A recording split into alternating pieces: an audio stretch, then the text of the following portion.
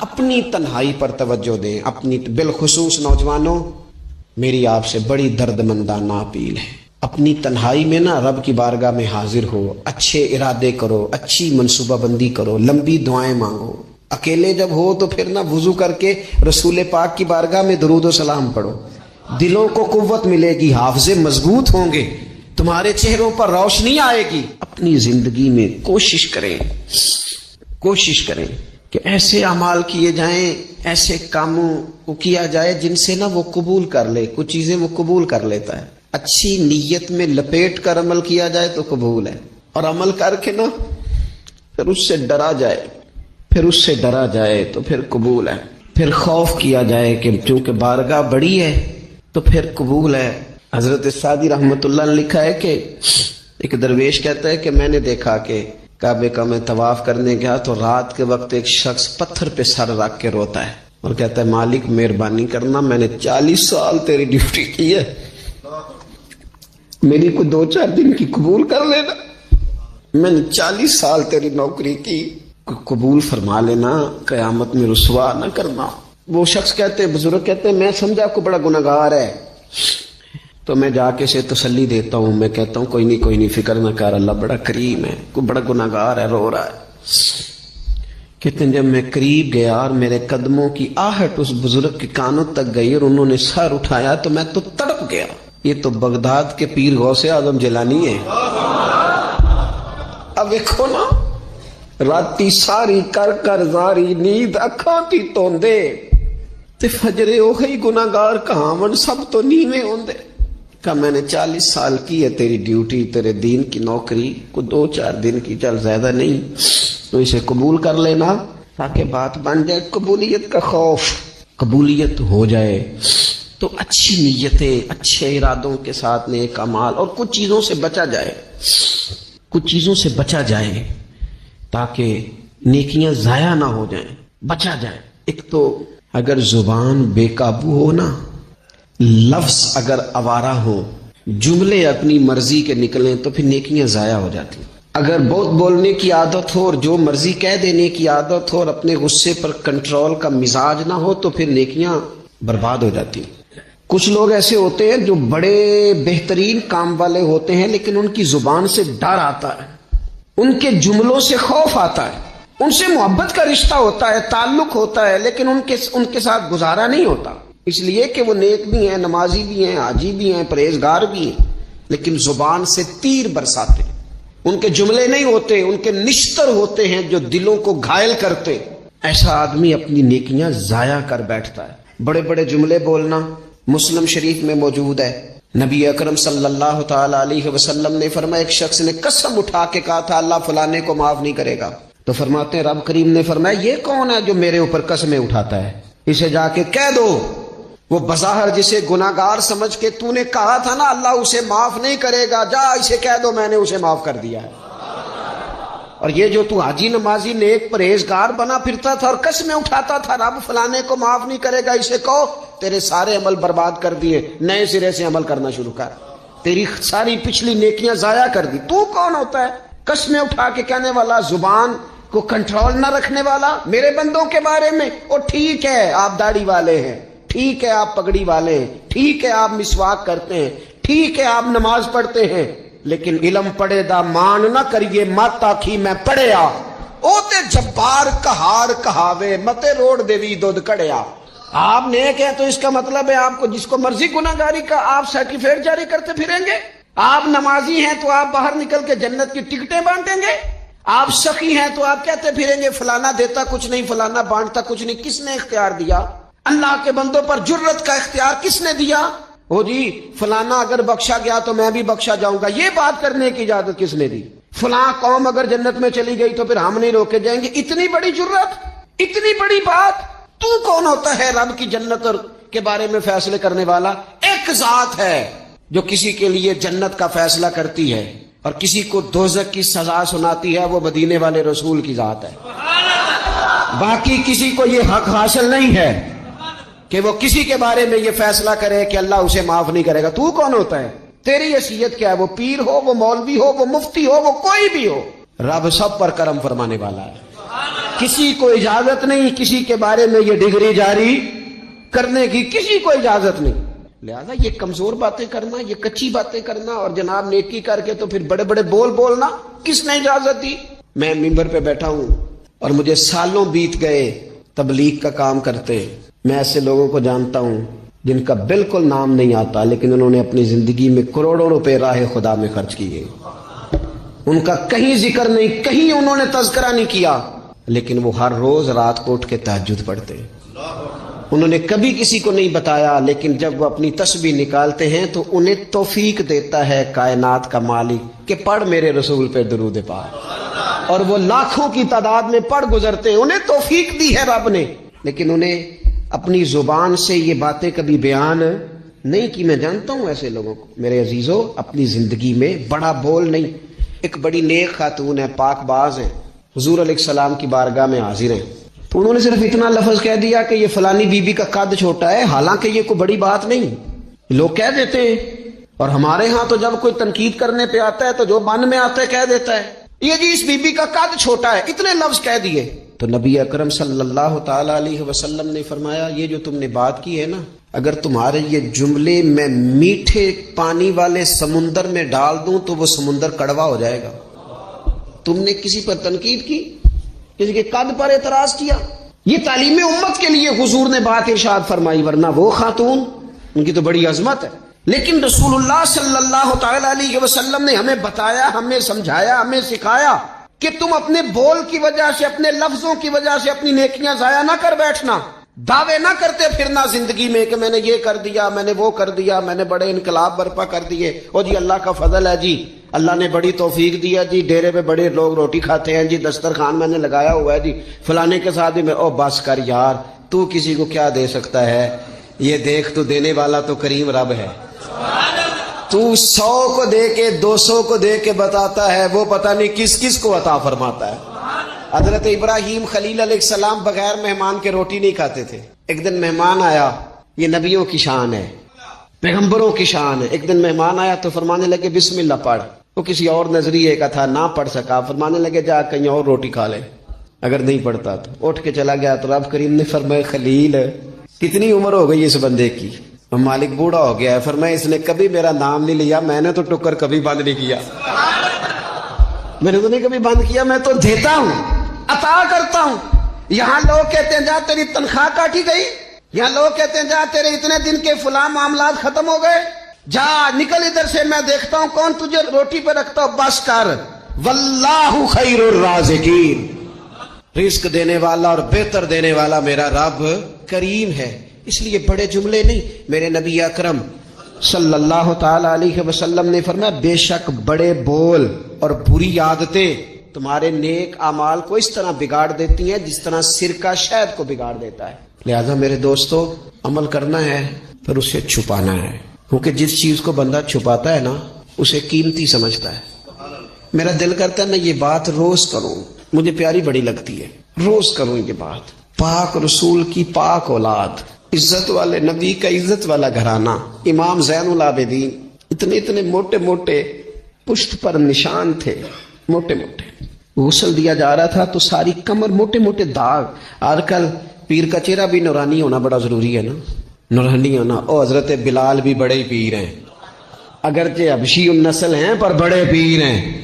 لہذا یہ کچھ چیزیں ایسی ہیں جو لوگوں نے اپنی مرضی سے طے کر لی ہیں، اس میں شک نہیں کہ حضور نے فرمایا ہے کہ جسے دیکھ کے رب یاد آئے وہ اللہ کا ولی ہے، لیکن صرف گورے رنگ دیکھ کے رب یاد نہیں آتا، رنگ سانولا بھی ہو پر رب کے انوار برس رہے ہوں تو رب یاد آ ہی جاتا ہے۔ اور میرے دوست یہ ذرا بات کو سمجھنا اور اسے یاد رکھنا، اتنے موٹے پشت پر نشان، غسل دیا جا رہا ہے۔ لوگوں نے بیٹے سے پوچھا یہ حضرت صاحب کو کیا ہے؟ تو والد وہاں آرام فرمائے ہیں جہاں غسل دیا جا رہا ہے۔ تو امام باقر رو پڑے، کہنے لگے میرے ابا جی نا اپنی پشت پر تھیلے رکھ کے نا اناج کے، کس کی بات کر رہا ہوں؟ حسین ابن علی کے بیٹے، کربلا میں بچنے والے میرے امام کے ایک صاحبزادے، پشت پر بوریاں رکھ کے غریبوں کے گھروں میں پہنچا کے آتے۔ وہ صاحبزادہ صاحب آپ کہاں ہوتے تھے؟ فرماتے میں کہتا تھا میں نہ دے آؤں، فرماتے تھے نہیں، اگر تو دینے جائے گا اس غریب کا مجھے نام بھی بتانا پڑے گا جس کو میں لنگر دیتا ہوں۔ یہ میرا اور میرے رب کا راز ہے، میں اس ماڑے بندے کو رسوا کر دوں جس کی صرف بیٹیاں اسے رسوا کر دوں جو بیچارہ. فرمایا وہ مجھے بتاتے نہیں تھے، بڑھاپے تک پشت پر بوجھ رکھ کے انہوں نے نبی پاک کی امت کے گھروں تک پہنچایا ہے. میرے اسا فرمایا کرتے تھے کسی کی بیٹی کی شادی کرانی ہے پھر خود نہیں شادی پہ جانا. حضور کیوں؟ فرمانے لگے بچی کا باپ تو موسم کے پیچھے ہی بھاگتا رہے گا، خود نہ جانا، بس ٹھیک ہے پیچھے پیچھے رہنا، سامنے نہ آنا، پیچھے. میرے دوست کبھی بھی کوئی بڑا بول نہیں، اس سے نیکیاں. اور پھر ایک اور بات، دل اگر صاف نہ ہو تو بھی مالک نیکیاں قبول نہیں کرتا. پاک ہوئے تے پاک ہی ملدا ہی تے بنا پاکوں پاک نہیں ملدا. اے سارے وجود دے تون دے نالوں اکو تولا ٹکڑا دل دا. یہ جو پاکیزگی ہے نا دل کی، یہ نہ ہو تب بھی نیک اعمال اس کی بارگاہ میں قبول نہیں ہوتے. نیک اعمال کی قبولیت کے لیے دل کا صاف ہونا، کشادہ ہونا، کھلا ہونا یہ بھی ضروری ہے. دل میں بوجھ ہو، عداوت ہو، حسد ہو، لوگوں کے لیے کینہ بھرا ہوا ہو اور اعمال قبول ہو جائیں نہ. اس کریم کے کچھ فیصلے ہیں، وہ اعمال کی قبولیت کے آداب بتاتا ہے. وہ کہتے ہیں میری مرضی سے کرو گے تو میں قبول کروں گا. حدیث پاک آپ کو صحیح مسلم میں ملے گی. نبی پاک صلی اللہ تعالی علیہ وسلم فرماتے سوموار اور جمعرات والے دن لوگوں کے اعمال اللہ کی بارگاہ میں پیش کیے جاتے. دو مسلمانوں کے، دو بھائیوں کے اعمال رب کی بارگاہ میں پیش کیے جاتے ہیں. اعمال ہیں، نیک اعمال ہے، نیکی ہے، نماز ہے، روزہ ہے، حج ہے، زکوٰۃ ہے، صدقات ہے. وہ نیک اعمال اللہ کی بارگاہ میں جمعرات اور پیر کو پیش کیے جاتے ہیں. رب کریم فرماتے ٹھہر جو ذرا ان کے اعمال کو روک دو. یا اللہ کیوں؟ فرمائے اس لیے کہ ان کے آپس میں نا دلوں میں نفرت ہے، گھٹن ہے، عداوت ہے. ان کو ذرا مہلت دو، یہ پہلے صلح کر لیں پھر ان کے اعمال بھی قبول کر لیں گے. کہ نہ عداوتیں پالی ہوئی ہیں، اپنے دلوں کے اندر گھٹن پیدا کی ہوئی. اختلاف کہاں نہیں ہوتا لیکن نفرتیں پیدا کر لینا. کیا جرم کیا ہے بھائی نے؟ کون سا کفر کر بیٹھے ہیں رشتہ دار؟ کون سی ایسی بات نکل گئی ہے جو زندگی کے ناطے توڑ کے بیٹھ گئے ہم؟ رب کہتا ہے نہیں قبول ہوں گے ابھی اس کے اعمال، روک دو جب تک یہ آپس میں صلح نہ کر لے. مسجد میں بھی پابندی سے آؤ، فجر کی جماعت بھی نہیں چھوٹنی چاہیے، جمعے والے دن بھی وقت پہ آؤ. لیکن اگر قبولیت کرانی ہے تو 20 منٹ نکال کے نا اسے رشتہ دار کے گھر بھی چلے جاؤ جس سے ناراضگی چل رہی ہے. تھوڑا سا نا ادھر بھی ایک چکر لگاؤ، اس لیے کہ وہ کہتے ہیں قبول ہی تب کرنا ہے. پہلے یہ والا کام کر، لیکن اندر عداوت سے بھرا ہوا ہو، سینہ بغض سے بھرا ہوا ہو تو پھر اس کی روشنی میں جو اعمال کیے جائیں وہ قبول نہیں ہوتے. قرآن مجید فرقان حمید نے ایک اور وجہ بھی بیان کی ہے، فرمایا نہیں قبول کریں گے. امام شافعی سے ایک بندے نے کہا میرا دل کرتا ہے میں کچھ لوگوں پر خرچ کروں پر مجھے کوئی مستحق بندہ نہیں ملتا. تو امام صاحب ہنس پڑے، کہنے لگا جی آپ ہنسے کیوں؟ فرمانے لگے تو جو کچھ اللہ نے تجھے دیا ہے تو اس کا مستحق تھا، تو حقدار تھا. جب رب نے تجھے بغیر حساب دیا ہے تو اللہ کے بندوں کو ٹٹولتا پھرتا ہے. تو کہتا میں پتہ کروں یہ حقدار ہے کہ نہیں، اور تو اس کے رستے میں بے حساب دے، رب بھی تجھے بے حساب ہی عطا فرمائے. تو ڈھونڈتا اور ٹٹولتا پھرتا ہے. قرآن مجید نے کہا بڑے بڑے صدقے دینے والوں، خیرات کرنے والوں، اللہ کے رستے میں خرچ کرنے والوں، ایک بات کا خیال رکھنا، تم نے دیا بندے کو ہے پر دیا ہے اللہ کی راہ میں، اللہ کی رضا کے لیے. یا ایھا الذین آمنوا لا تبطلوا صدقاتکم بالمن والاذی. اے ایمان والو اپنے صدقے ضائع نہ کر لینا. اور یہ قرآن مجید کے لفظ ہیں. کس طرح؟ بالمن والاذی. فرمایا احسان جتلا کر اور تکلیف دے کر اپنے صدقات ضائع نہ کر لینا، اپنی زکوٰۃ ضائع نہ کر لینا، اپنے فطرانے ضائع نہ کر لینا. بالمن والاذی. یہ جو دو جملے ہیں قرآن مجید کے، یہ اس عنوان پر حرف آخر ہیں. جب بندہ کسی کو احسان جتلا دیتا ہے تو تکلیف خود بخود ہو جاتی ہے. بالمن والاذی.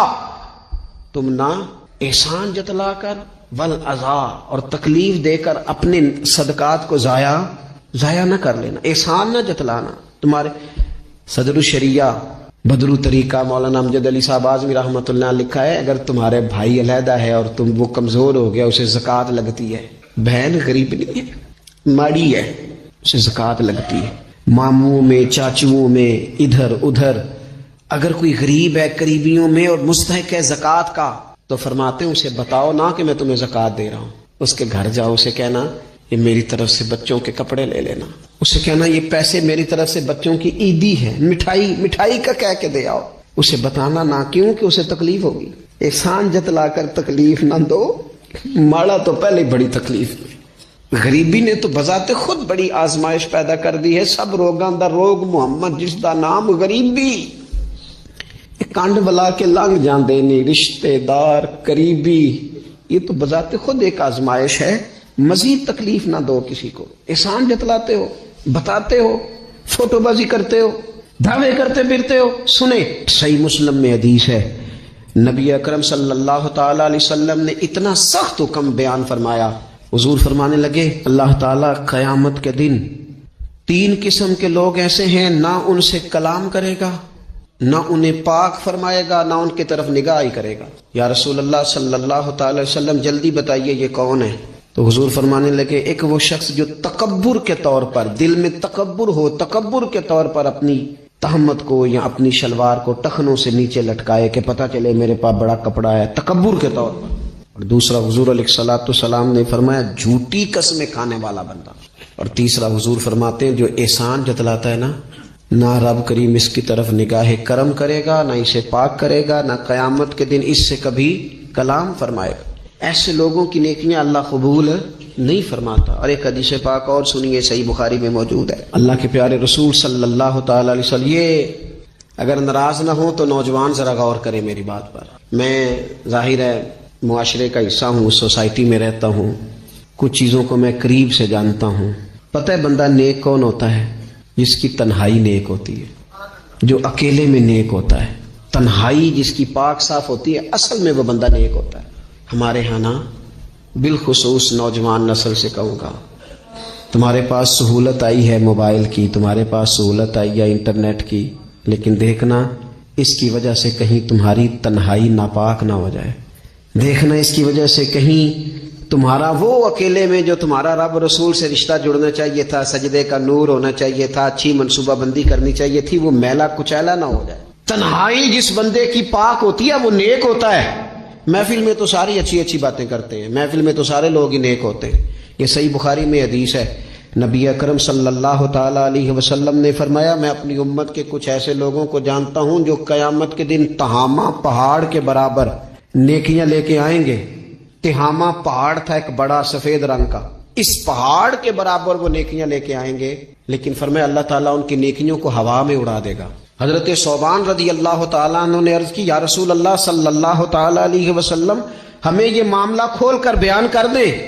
حضور علیہ الصلوۃ والسلام فرمانے لگے وہ راتوں کو عبادت بھی کرتے ہیں، اللہ کی بارگاہ میں بھی حاضر ہوتے ہیں، لیکن فرمایا ان لوگوں کا مسئلہ یہ ہے، ان کا نقصان یہ ہے، گھاٹا اور خسارہ یہ ہے کہ جب وہ اکیلے ہوتے ہیں تو رب کی حرمتوں کو پامال کرتے ہیں، دین کی حدوں کو توڑتے ہیں، تنہائیوں میں رب کی نافرمانی کرتے ہیں۔ نتیجہ کیا نکلتا ہے کہ وہ جو لوگوں کے بیچ نیکیاں کی ہوتی ہیں، نمازیں پڑھی ہوتی ہیں، عبادتیں کی ہوتی ہیں، صدقات کی ہوتے ہیں، وہ بھی ضائع ہو جاتے ہیں۔ اگر یہ لوگ اپنی تنہائی پاک کر لیں تو ان کی باقی ساری عبادتیں بھی محفوظ ہو جائیں گی۔ اپنی تنہائی پر توجہ دیں، اپنی بالخصوص نوجوانوں میری آپ سے بڑی درد مندانہ اپیل ہے، اپنی تنہائی میں نا رب کی بارگاہ میں حاضر ہو، اچھے ارادے کرو، اچھی منصوبہ بندی کرو، لمبی دعائیں مانگو۔ اکیلے جب ہو تو پھر نہ وضو کر کے رسول پاک کی بارگاہ میں درود و سلام پڑھو، دلوں کو قوت ملے گی، حافظے مضبوط ہوں گے، تمہارے چہروں پر روشنی آئے گی۔ حضور علیہ السلام نے فرمایا شراب جو ہے نا یہ ناپاکی کی جڑ ہے، فرمایا جس نے شراب کو پیا 40 دن تک اللہ اس کی عبادت قبول نہیں فرمائے گا۔ اور حضور علیہ الصلوۃ والسلام فرماتے ہیں اگر کوئی اس حال میں مرا کہ اس کے پیٹ میں شراب تھی تو وہ جاہلیت کی موت مرا ہے۔ جس طرح جاہلیت میں لوگ مرتے تھے، مجھے بتائیے ایک دفعہ پیے تو 40 دن تک نماز قبول نہیں ہوتی، تو جو عادی ہو خدا را اپنے بچوں کی نگرانی کرے، اپنے دائیں بائیں غور کرے، یہ بہت بڑی مصیبت ہے۔ حضرت مولا علی شیر خدا فرمایا کرتے تھے دریا میں اگر شراب کا قطرہ گرے اور پھر وہ دریا خشک ہو جائے اور پھر نیچے سے گھاس اگائے اور پھر میرا گھوڑا اگر وہ گھاس کھا لے تو میں اس گھوڑے پر سواری بھی نہیں کروں گا، اتنی زیادہ یہ ناپاک ہے، پلید ہے کہ میں اس گھوڑے پر نہیں بیٹھوں گا۔ اس سے احتیاط کی جائے اور پھر میرے نبی اکرم صلی اللہ تعالی علیہ وسلم نے فرمایا 3 طرح کے لوگ ایسے ہیں کہ ان کی نمازیں ان کے کانوں سے اوپر نہیں جاتی. اللہ تعالیٰ کی بارگاہ تک، عرش تک پہنچنا تو دور کی بات، کانوں سے اوپر نہیں جاتی. 3 قسم کے لوگ ہیں. ایک تو حضور فرماتے ہیں بھاگ جانے والا غلام. اس دور میں لوگ غلام خریدتے تھے، جو بھاگ گیا اس کی نماز کانوں سے اوپر تک نہیں جاتی. اور ایک حضور فرماتے ہیں ایسی عورت جو اس حال میں رات گزارے کہ اس کا خامند اس سے ناراض تھا، تو اٹھ کے تہجد پڑھے یا عبادت کرے یا صلاۃ اللیل کرے، اس کی نماز اس کے کانوں سے اوپر نہیں جاتی. اور حضور علیہ السلام فرماتے ہیں ایسا امام کہ جو زبردستی امامت کرائے اور لوگ ان کی امامت کو پسند نہ کرے، ایسے شخص کی نماز بھی اس کے کانوں سے اوپر نہیں جاتی. اپنے اعمال صالحہ کو سنبھالیں، کوشش کریں ایسا کوئی کام نہ ہو جس سے ہمارے اعمال مقبولیت سے باہر نکلے. اب انسان بہت زیادہ عاجزی کرتا ہے نا، بہت زیادہ عاجزی، تو پھر بھی اللہ مان جاتا ہے. جب وہ اس کے حضور بہت عجز کا اظہار کرتا ہے، بہت زیادہ عجز کا اظہار کرتا ہے، وہ ڈر جاتا ہے اس سے. وَلِمَنْ خَافَ مَقَامَ رَبِّهِ جَنَّتَانِ، اور میں جو میرے سامنے کھڑے ہونے سے ڈرے گا میں اسے 2 جنتیں عطا کروں گا. حضرت بابا فرید الدین مسعود گنج شکر بابا صاحب رحمت اللہ علیہ فرماتے ہیں کہ ایک نیک نوجوان تھا، دن کو روزہ رکھتا، رات کو نماز پڑھتا، پر اللہ سے ڈرتا پھر بھی بہت ہی زیادہ تھا، بڑا ہی ڈرتا تھا. موت کا وقت آیا تو ماں ہی تھی بس اس کی، تو ماں سے کہنے لگا اماں تو میری ماں ہے، میرے ساتھ 3 وعدے تو کر. اس نے کہا پتر تو بتا، آخری ہج کی لے رہا ہے اور اس غریبنی ماں سے تو وعدہ لے رہا ہے، بتا کیا وعدہ ہے. عرض کرنے لگا اماں جب میں مر جاؤں نا تو میرے گلے میں رسی ڈال کے تو مجھے گھمانا گھر کے صحن میں، اور لوگوں کو کہنا جو رب کی نافرمانی کرے اس کا یہی حال ہوتا ہے. یہ اعلان کرنا جو اللہ کے نافرمان ہوں ان کا یہی اشر کیا جانا چاہیے. اور اماں پھر دوسرا وعدہ کر، میرا رات کو جنازہ اٹھایا جائے، میں نہیں چاہتا کہ کسی کے منہ سے یہ لفظ نکل جائیں کہ وہ دیکھو اللہ کا نافرمان جا رہا ہے، رات کو میرا جنازہ اٹھانا. اور اماں تیسرا میرے ساتھ وعدہ کر کہ لوگ مجھے دفن کر کے آ جائیں گے تو میری قبر پہ چلی جائے گی. عمل میرے پاس کوئی نہیں، پر مجھے لگتا ہے ماں کے قدموں کی برکت سے عرش کا مالک بھی رحم فرمائے. اماں تو وعدہ کر کہ میرے ساتھ وعدہ کر. بابا صاحب رحمت اللہ علیہ فرمانے لگے کہ ماں، بوڑھی ماں نے وعدہ کر لیا. کہا بیٹے ٹھیک ہے، اگر تیری یہی ضد ہے تو میں تیار ہوں. پھر اس نے کلمہ شہادت پڑھا، اس نوجوان کی روح پرواز کر گئی. بوڑھی ماں نے رسی منگائی تو وَلِمَنْ خَافَ مَقَامَ رَبِّهِ جَنَّتَانِ، جو ڈر جائے. اس نے تو کہا تھا نا کہ رسی ڈال کے گھمانا اور کہنا یہ اللہ کا نافرمان ہے، اس کا یہی اشر ہونا چاہیے تھا. لیکن جب ماں گلے میں رسی ڈالنے لگی تو گھر کے ہر کونے سے آواز آنے لگی، خبردار یہ رب کا دوست ہے، اللہ کے دوستوں کے ساتھ اس طرح کا معاملہ نہ کیا جائے، اسے چھوڑ دیا جائے. اور کہا تمہیں کچھ بھی اور کرنے کی ضرورت نہیں ہے، یہ تو رب کا دوست ہے اور رب کی بارگاہ میں حاضر ہو گیا. کچھ کوئی بندہ کہے گا کہ یہ تو ایک بابا فرید کا سنایا ہوا واقعہ ہے. سنیے، بخاری میں حدیث ہے، نبی پاک صلی اللہ علیہ وسلم نے فرمایا، حضرت ابو ہریرہ رضی اللہ تعالیٰ عنہ راوی ہیں، حضور فرماتے ایک شخص مرنے لگا تو اپنے بچوں سے کہنے لگا کہ میں جب مر جاؤں تو مجھے جلا دینا اور پھر میرے جلے ہوئے وجود کو پیس دینا، پھر مجھے ہوا میں اڑا دینا. پتر مجھے اڑا دینا، مجھے بڑا ڈر لگتا ہے، اگر رب نے مجھ سے حساب پوچھا تو میں قابل نہیں ہوں، اڑا دینا مجھے ہواؤں میں. اگر اس نے مجھ سے عذاب لیا تو حساب لیا تو بڑا سخت حساب لے گا. حضور فرماتے ہیں، بخاری میں موجود ہے، اس کے بچوں نے اسی طرح کیا. اس کے مرنے کے بعد اسے جلایا، ہوا میں اڑا دیا. اللہ کے محبوب فرماتے ہیں رب کریم نے حکم دیا زمین کو کہ اس کے ذرات کو جمع کرو. زمین نے ذرے جمع کیے، خدا نے حکم دیا تو اس کا وجود پھر سے اسی شکل میں آیا. تو رب کریم نے فرمایا یہ جو تو نے وصیت کی تو کیوں کی؟ اللہ جانتا ہے کہ نہیں جانتا؟ یہ کی تو کیوں کی؟ تو رو پڑا، کہنے لگا اللہ میرے اندر تو طاقت نہیں تھی تیرے سامنے کھڑا ہو کے حساب دے سکوں، تجھے منانے کے لیے تیرے خوف سے ڈر گیا، میں ڈر گیا.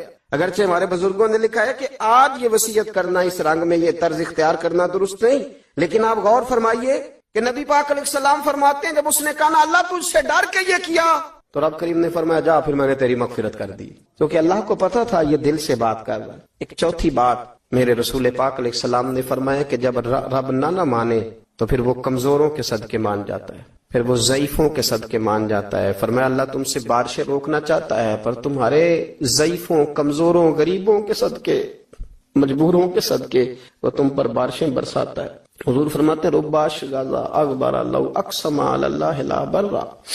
کچھ ایسے لوگ ہوتے ہیں کہ ان کے بالوں میں خاک پڑی ہوتی ہے، چہروں پہ مٹی الجھے ہوئے ہوتے ہیں، لیکن اگر وہ اللہ پہ قسم کھا لیں تو اللہ ان کی قسم بھی پوری کر دیتا ہے. قسم دی. حضرت عبداللہ ابن مبارک فرماتے ہیں، ابن قدامہ نے لکھا ہے، فرماتے ہیں بارش نہیں ہوتی تھی مکے میں، قحط پڑ گیا تو سب لوگ مسجد الحرام سے باہر کھلی جگہ میں نکلے دعا کرنے کے لیے، سب اپنی اپنی دعائیں کر رہے تھے. تو میں تھوڑا باہر ہوا تو اچانک ایک غلام آیا، کالا سیاہ رنگ، 2 رکعتیں نماز پڑھ کے تو ہاتھ پھیلائے تو کہنے لگا اللہ مجھے پتا ہے یہ جو کچھ بھی ہوا ہے میری نافرمانیوں کی وجہ سے ہوا ہے. تو ناراض ہو گیا نا، تو نے بارش روک لی، تو ناراض ہو گیا نا، ہمیں سبق سکھانا چاہتا ہے نا، یہ کسی اور کی وجہ سے نہیں، یہ صرف میری نافرمانیوں کی وجہ سے. اللہ رحم فرما، تیرے بندے تھوڑی سی بھی سختی برداشت کرنے کی طاقت نہیں رکھتے، کمزور ہیں، ڈر جاتے. غلام ہے، دعائیں مانگ رہا ہے. حضرت عبداللہ ابن مبارک فرماتے ہیں اس نے چہرے پہ ہاتھ پھیرے تو کالی گھٹائیں چھا گئی، بارش ہونے لگی. میں اس کے پیچھے گیا، اس کا گھر ڈھونڈ آیا، تعقب کیا، پیچھا کیا، گھر میں نے تلاش کر لیا.